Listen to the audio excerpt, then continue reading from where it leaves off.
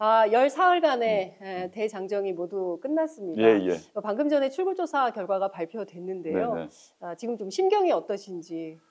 2월 13일 날 창당 선언하면서 목표했던 바를 달성했다는 점에 있어서 그 점에서는 뿌듯하고요.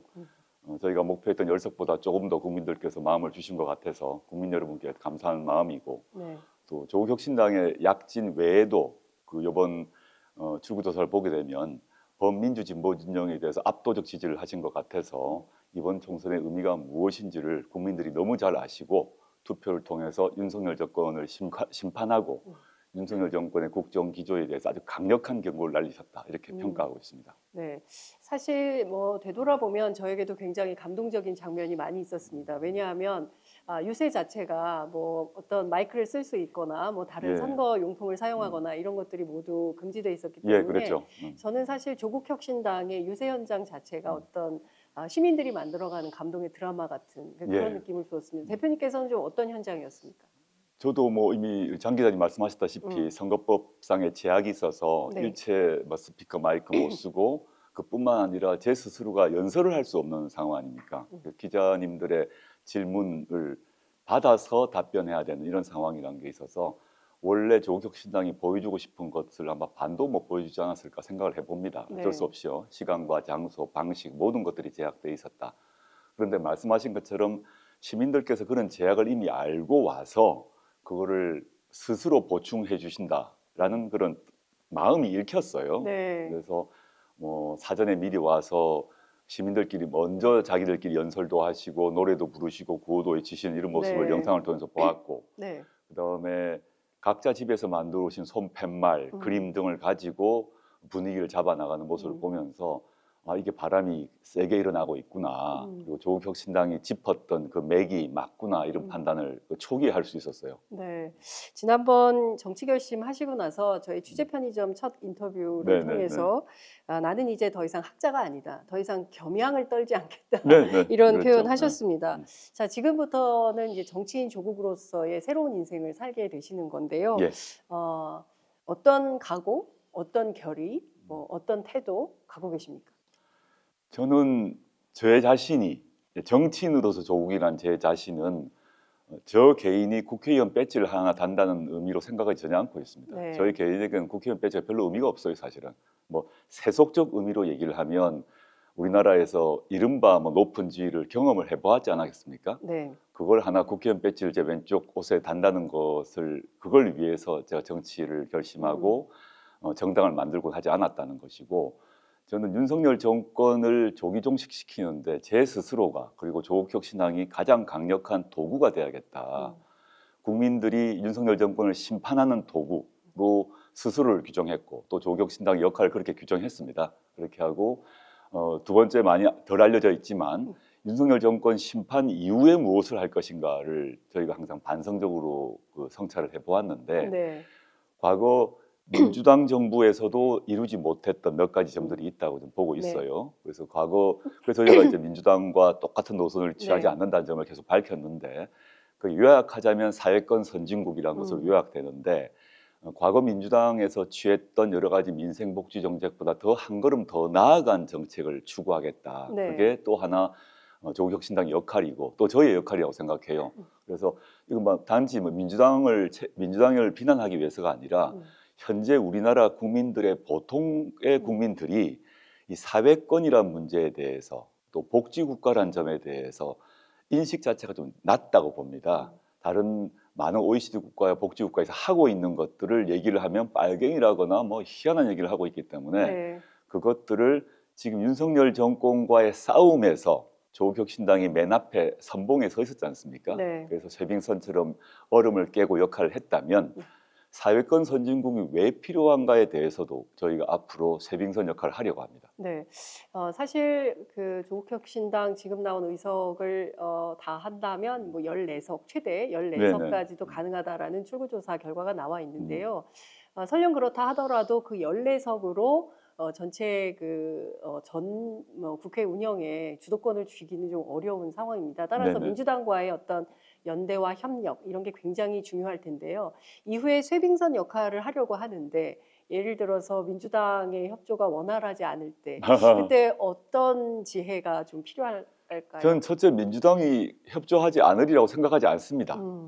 이번 그 총선을 통해서 민심이 드러났는데 네. 그 민심은 한편으로는 윤석열 정권을 심판해야 된다는 것이고 두 번째는 민생과 복지를 경제를 살려라는 것이거든요. 네. 그럼 첫 번째 같은 경우는 아무 차이가 없겠죠.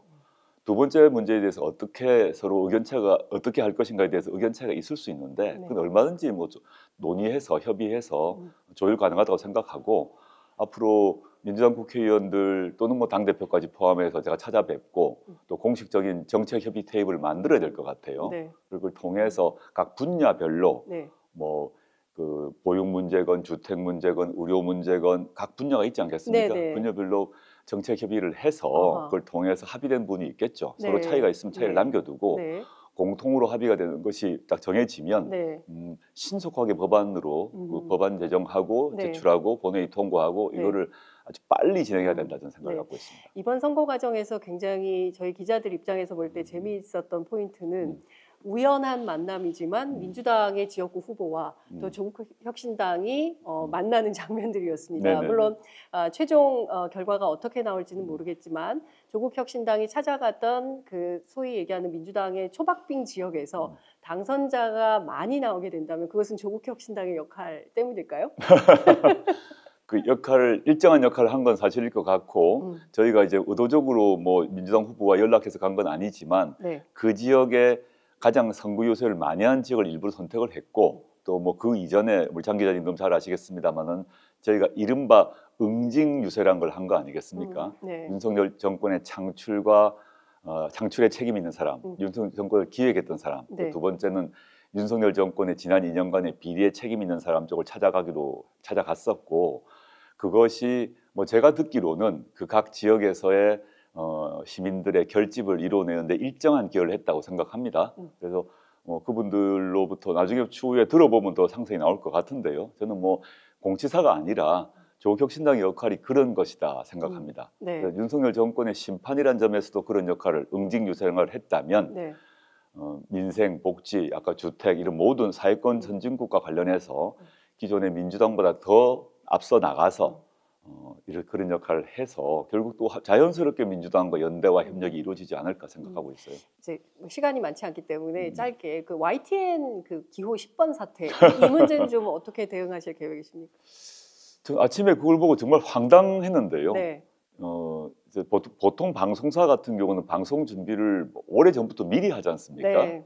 그리고 조국혁신당의 번호가 9번이라는 것은 우리나라의 보통 시민들은 다 알 건데 방송사에서 그런 실수를 했다는 게 믿기지를 않았어요. 그리고 그것이 그대로 국회 방송으로 연결되어서 국회 방송도 10번이라고 했는데 두 곳 모두 그 사과는 했습니다. 네. 정정도 했는데 저는 어떻게 그런 일이 일어났는지에 대해서는 꼭 따질 생각입니다. 네.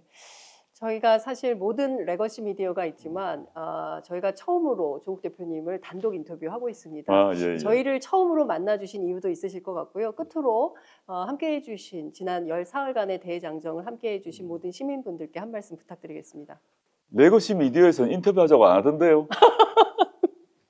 왜 저를 인터뷰하자고 KBS는 단 한 번도 요청도 없었고 그 선거 기간 동안 정말요? 단 한 번도 와, SBS도 단 한 번도 연락이 오지 않았습니다. 진짜요? 네.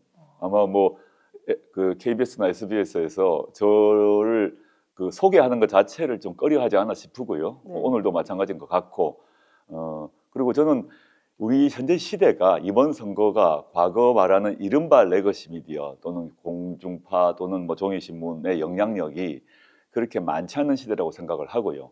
오히려 이번 선거 또 앞으로도 마찬가지일 거 보는데 이게 시민들이 과거처럼 공영방송이라고 하는 KBS 등 방송과 또는 종이신문 중에서 유력한 조중동을 보고 자기 의사를 판단하기보다는 오히려 이미 시민들이 뉴스든 또는 정보를 유튜버 등을 통해서 이미 판단하고 파악하고 있다고 봅니다. 네. 그런 점에서 제가 굳이 조중동과 인터뷰를 하지 않다는 별로 아쉬움이 없고요.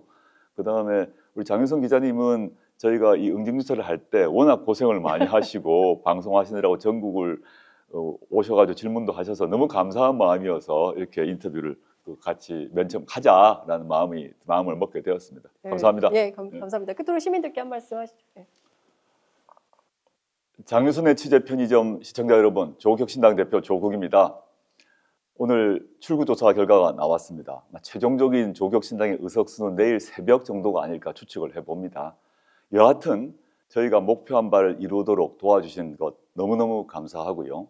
저희가 그 뜻 잊지 않고 내일부터라도 저희가 원래 하려고 했던 그 계획을 바로 착수를 하겠습니다. 꼼꼼히 준비하고 착실하게 준비해서 개원되고 나면 저희가 실제 하려고 했던 것들을 보여드리겠습니다. 실천에 옮기겠습니다.